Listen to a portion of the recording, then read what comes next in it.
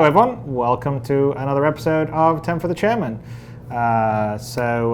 This is my first 10 for the Chairman after the release of the social module, which we released on Friday. So hopefully you guys are banging on it pretty hard. I'm sure it's going to fall down a few times since we've tested in the PTU, and there's been quite a few people help out there, and it's been great, but not had a full load. But anyway, it's it's kind of a cool milestone. We've got a bunch more stuff happening this coming month and next month. So anyway, hopefully you guys are enjoying it. It seemed like on the PTU people were having a good time. The guys in Austin did a really good job to push that out, and the guys in Behavior, because the PTU release was mostly sort of Austin and Behavior with some support from here in LA and support in the UK. But anyway, so there you go. So hopefully you're having fun. But let's get to the business at hand. This is where I answer 10 questions for subscribers. Subscribers are the subset of our community that contribute money every month, and their sort of subscription helps fund various community content we do. So this show is one of them, but around the verse, we do Jump Point, which is sort of a 50 to 70 page magazine, although I think this past month's one was like 80 or 90 pages. Pretty crazy. So we do various shows, Bug Smashers, Ship Shape, and all of that sort of enhanced community content is made possible by subscribers who, by their generous contributions, allow us to do a lot more sort of community interaction and content, which I think is great. So it's something that makes Star Citizen very special. And so thank you all for doing that. And as part of a reward for that, I get to answer 10 questions from you. I think the other thing that we launched, by the way, this past Friday was the Community Hub. So hopefully that will be going strong and well for you guys, and you also like that. So we're pretty focused and working pretty hard to try and give you as much of the Star Citizen experience as we possibly can. So there's definitely some very cool stuff ahead for the rest of this year and obviously next year. So anyway, thank you guys for all your patience and support. All right, first question is from Rex Blackthorn, who asks, what is the state of the NPC crew AI? Will we be able to throw a few NPC into our multi-crew ships when Arena Commander 2.0 goes live, or is that something that will come in the future? So that will definitely come in the future. In Tony's sort of outline of what we've been doing on the sort of persistent social/persistent universe, he outlines when we're going to bring AI in to sort of the kind of planet-side environments with sort of subsumption, which is this sort of higher level AI system that we have that sort of runs the daily lives of the AI and allows them to sort of get up in the morning, go do their job, go get lunch somewhere, and go back to their job, then go home, go to sleep, etc. And so subsumption and a few other basic AI things need to be finished off so we can sort of have it run universally around the place, so it can work inside zones, inside ships flying. So that's not going to be for the very first release of Multicrew, but it will hopefully be a few releases after that. So we'll definitely have AI going about their daily lives in the universe or in sort of the multi-crew sort of test large world map, not too hopefully far after multi-crew, and we'll definitely have AI that you will encounter even with the release of multi-crew. So there will be PvE opportunities as well as sort of PvP opportunities in this sort of big sandbox map that we're going to give you guys. So there'll be a lot to do, but having actual specific crew that can work on your ship will not be part of that initial release. That'll be sort of a longer term thing. So there you go. The next question comes from Lothar, who asks, we know ships will show wear, tear, and damage. What about clothes? If we get shot or stabbed while doing shady business, will that damage show? Will the damage persist?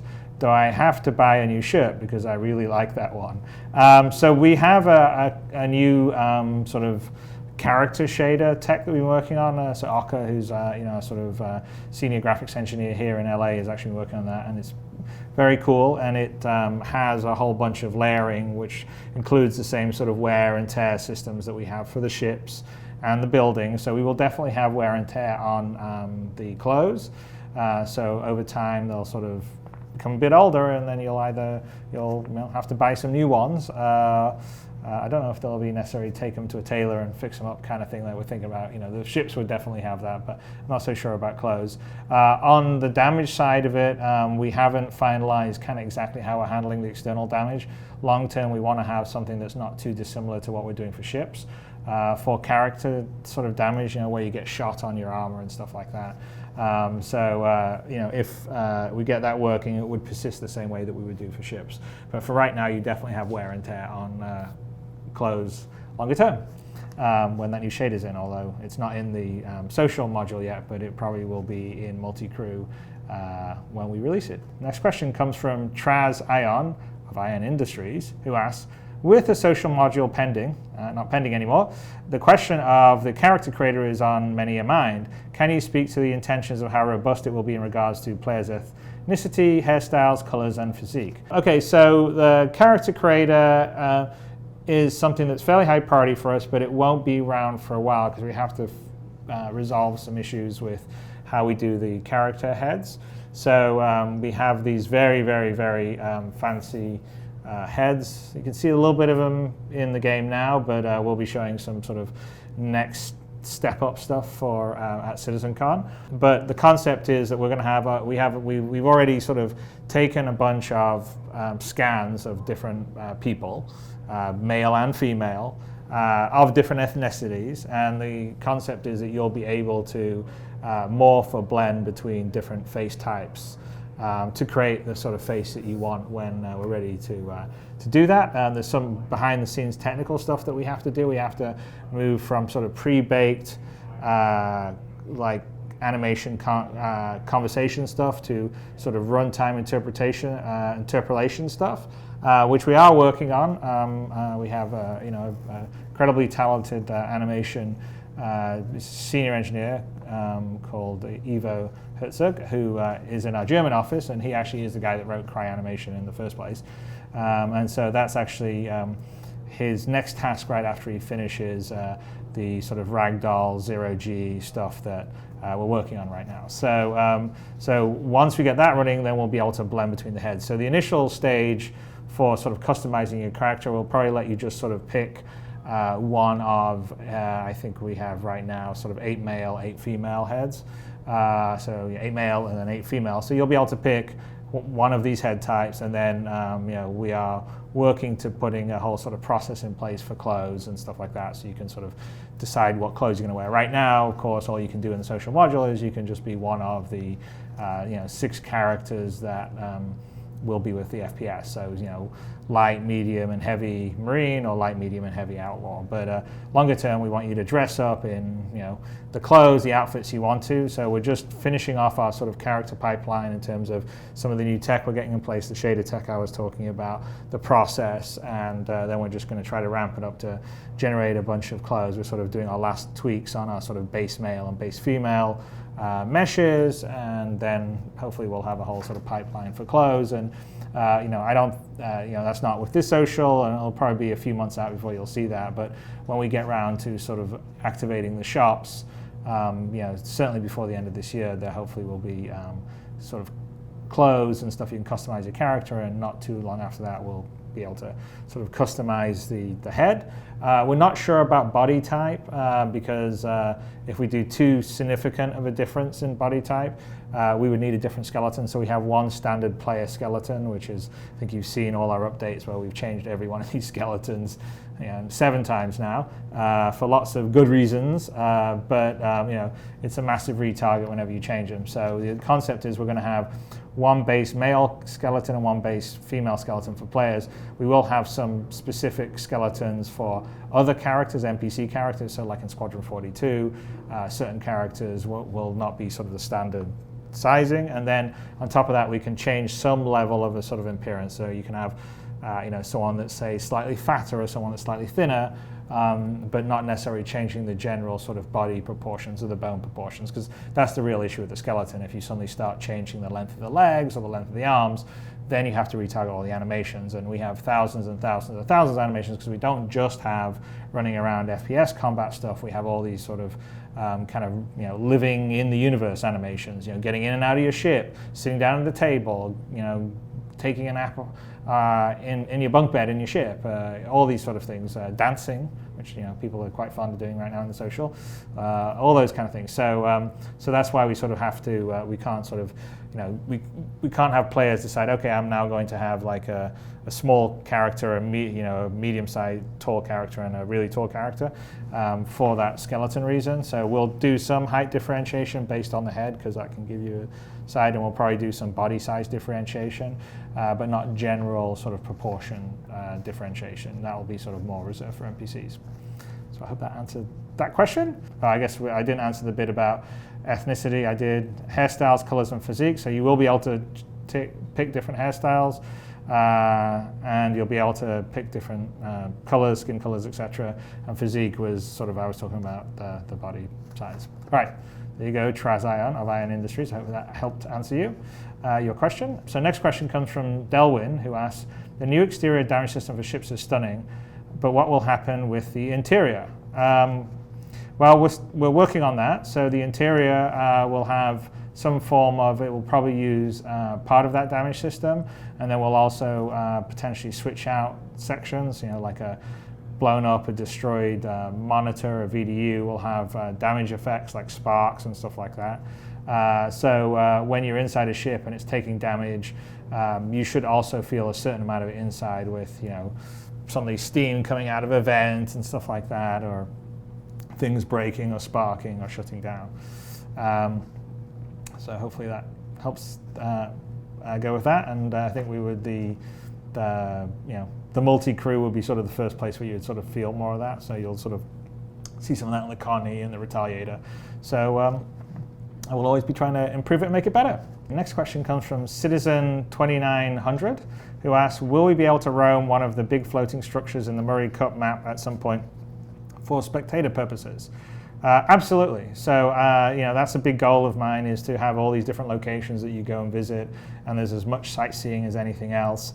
That's one of the exciting things about sort of the multi-crew module, is we're just basically building a really large world map, sort of as a sandbox to sort of be our test kitchen basically for the PU. So the large world map won't really be a real location in the persistent universe, because we're sort of going to pack a lot of different things in this one sort of system or area. But it will be great for us to sort of test everything out, and then once we get a lot of it going, and in the background we'll be working on these other systems, we'll just sort of switch over to the systems, and the sort of the first stage of the PU will come online. I mean, I kind of refer to multi-crew as sort of baby PU, because we're sort of going to make sort of large world map be more of a sandbox, so it's not so much arena commander, get in, have points to win, beat the other people. We'll still let you do arena commander for a competition thing, but that will be sort of in a limited arena area. The large world map for the multi-crew will be sort of just spawning in kind of the same way that we're doing for the social, where you can just go hang out, come in and out, and fly around, and people can work together, or go fight, engage NPCs or AI in certain areas, or mess around with other people. So we will see how that goes, but I think it's a really good sort of base for sort of all the PU kind of stuff that we need to work at, and actually a good base for a lot of stuff we need for Squadron 42. And so, long-winded answer, but yes, I'd like you to go and be on the floating structures, look down the spectator and see races, and ultimately in the final game, we'll definitely have the Murray Cup go just like Formula One between different locations, and one will be a race through asteroids, another will be a race through the structures, and we'll have these different locations, and you can go and spectate, and we'd have like qualifiers, and then we'd actually have a competition that players could come and other players could come and watch, and then we'll also sort of live stream it, and that's all the sort of stuff we want to do to make this universe feel more real, more alive, get lost in it. I think it would be really cool. All right, next question comes from Moo Kids, who asks, how will ship parking work in the PU? Will there be landing on instance pads? Will our ship be pulled into a parking hangar after we land in order to make more room for other players? So yes, we will definitely be landing on instance pads in the PU. So you'll get landing permission, and then you'll fly down to the planet, and there'll be a pad that will be assigned for you. You'll get out of the pad, and then you'll walk into customs and be able to go in. So if you're in ArcCorp now, you can sort of see the customs area, You can see through the window where there would be a landing pad where you would land in Area 18. And that we would instance a fair number of those. You could see perhaps some other players landing around, so you can sort of track people coming and going, but your one particular pad will be instanced. And then we're sort of, there is some debate of, depending on whether we would sort of have that ship taken off to a hangar or it would stay out on the pad for you in your sort of universe, but maybe perhaps someone else would be different, because we sort of gate going to the pad. So like you and your friends could go to your pad, but someone that didn't know, say you and your friends, or didn't have permission, couldn't go to your pad. And we're going to play with some of those ideas anyway. That's one of the nice things with the sort of multi-crew stuff. We've got some ideas for spawning and stuff like that in that too. So, but we definitely, will need to instance it. We're not going to necessarily have a massive landing pad where, you can have 50 people all landed at once, because, that's a huge spaceport. So,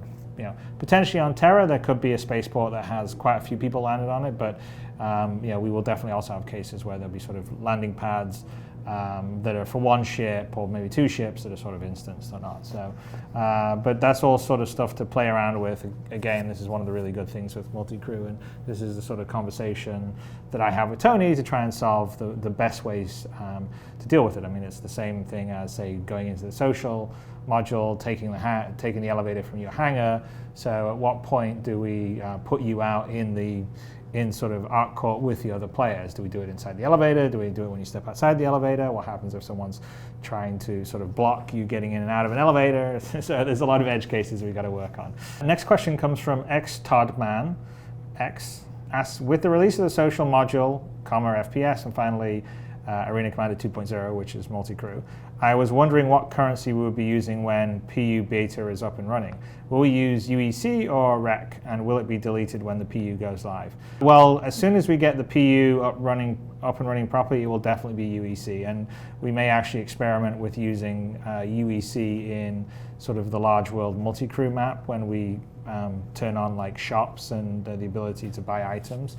And then whether or not it will get deleted when the PE goes live, I'm not sure. We have to sort of consider what's happening. We may very well have a situation where what you do or what you earn in sort of the multi-crew area, the large world map, will sort of, I don't know, call it beta or test UEC, or it may be the real stuff. I don't know. I mean, it's to be honest with you, we haven't had a chance to sort of think about that, but you would definitely be using UEC, not REC. REC is what you have for Arena Commander, which is sort of the gamey credits, whereas UEC is the actual in-universe credits. And so I'm looking at sort of multi-crew as being the baby PU. So that's kind of we do it, and then the question would just be whether it would be, you can use the UEC that you have, and you could earn some more UEC, but the UEC you actually earn in the multi-crew would potentially go away once the game goes live. Of course, the UEC that you had purchased would not. That would carry over to the proper one, because obviously that's the UEC that you've purchased or the UEC that came with your pledge. Next question comes from Josh, who asks, when you were looking to hire programmers on your team, what kind of processes did you go through, and what kind of qualifications do you look for? So, people send in their resumes. I think we sort of specify on the job description kind of what we're looking at, how many years of experience, or, if that is even relevant. And we also, for engineers, we have some basic sort of technical tests that we send out and have the applicants test, just to make sure that we feel they're at a sort of base standard of sort of technical competency. But really for me, obviously if someone's worked on some interesting or complicated games in the past, that obviously is a plus. But we're much more interested in sort of end results than sort of any degree. So like if someone's made their own game, in Unity or Unreal or CryEngine or something, if they built their own little prototype, they worked on a modding team, they worked on other teams in the industry. All those things matter much more to us than actual, whether you've got a degree in computer science or not, because basically making computer games, I think there's a lot. It's you've got to have a passion, you've got to have a love for it. And when people put together their own sort of demos and examples of kind of systems they've written, it sort of shows how they think, how they put it, how they sort of apply their engineering knowledge to achieve an objective. So that's all much more interesting. So like we have Mark Abent here in the LA office, who we hired as a relatively junior programmer, but he'd been working on mods for quite a long time, and he's fantastic. He's one of our best guys, and it's because he is willing to roll up his sleeves and look into the code and figure out what's happening. He's sort of self-starting. So all those things are super important. So I would say, if you are looking, obviously having experience in the industry helps. But if you don't have experience in the industry, then I would say, doing a demo, if you worked on your own game, all those kind of things are actually very, they work well for us. That impresses us. So there you go. I don't know if that answer the question, but that's kind of what we go through when we're looking for programmers. And generally also anyone else. I mean, if an artist comes to us and they've built a really great spaceship or a great character, that says a lot more than anything else. And next question, I would guess Spectre NYC, but the E on the Spectre is actually a 3 backwards. So SP3CTRE NYC. Who asks, will players automatically orient when traversing a ship in 0G? Do characters automatically orient to a y-axis in the ship zone regardless of gravity effects? So I'm guessing that you are working in a 3D engine or modeling package that has Y up. So in CryEngine and also in 3ds Max, Z is actually up. So Z is up for us, Y is going forward, X is this way. But we're not going to have the players automatically orient to sort of up if it's in 0G. That's the whole thing in 0G. There is no specific up. So what would happen if gravity does come on, obviously they will orient to wherever the gravity pulls them down. But once there's no gravity, they can turn around, roll, move around, and there is no up. So you can be interacting, moving around, fighting someone, and you can all have your own particular frame of references, which will be based around you. All right, and the last question comes from Lord Razor X, who asks, for the science research curious of us, how much realism can we expect? What resources are you using to bring interesting content to the PU? Are you consulting with real scientists and physicists? We'll be able to solve the mystery of dark matter in the star citizen universe. So, Dave and Will, who are sort of our stalwart writing team, have been actually having some conversations with proper real scientists, because we're sort of finishing up the star map, which is another thing that we will be sharing with you guys at CitizenCon, and I think you guys will really like it. It's pretty damn impressive. So we are, consulting with real astrophysicists to try and, flesh out the rest of like some of the science and the physics of the fiction, the universe, and the planets. So we're definitely doing that. Tony's very keen on having us quite a bit of sort of scientific research and realism. So we actually have some dedicated ships. We have the Endeavour that's coming up, which will be a sort of science platform. We have a variant of the Reliant that will be sort of a more science research-based vessel.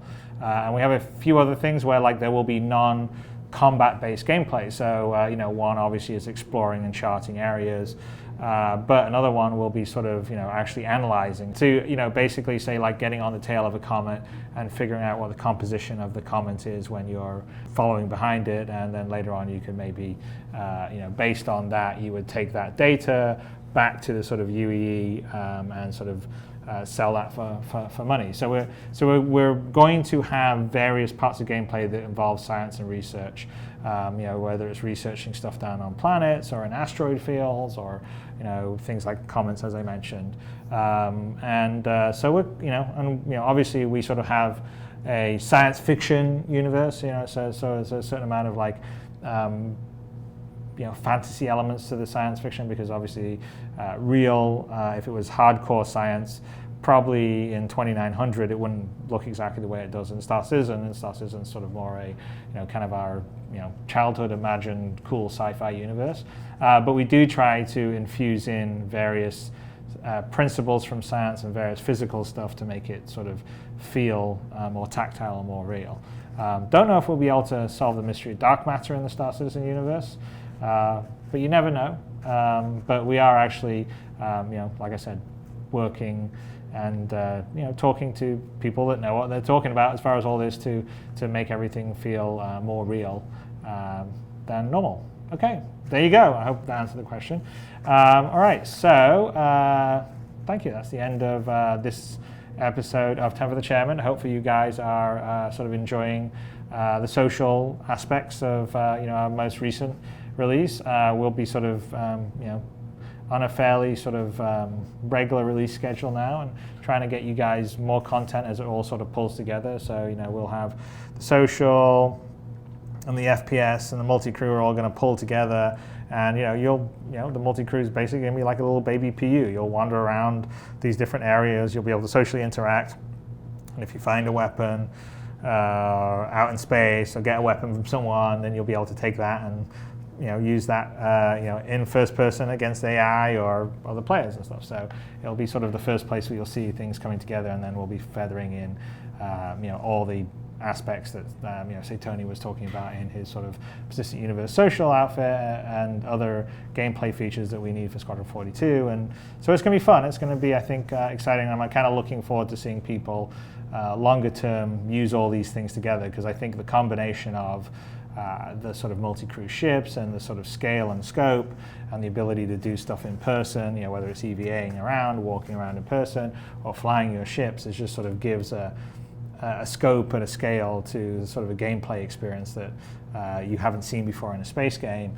And then we'll just carry on adding functionality and stuff. So I think it's really, I think this is why people were excited when we showed what we showed at Gamescom, and when people get their hands on it, I'm really excited to sort of see what people get up to, because you'll be able to do all these things with your friends, and it's, I think there'll be a whole bunch of stuff I never imagined, and we're constantly going to add fun things to it, and so it's going to be cool, and I think it'll be a great ride. So thank you guys for supporting and enabling myself and the rest of the team to build a game we've always wanted to build. I suspect it's also the game you guys want to play, and we all want to play in it with you. So thank you very much to all the backers out there. Again, thank you to the subscribers for allowing us to sort of do this extra enhanced community content, and I guess I will see you next week.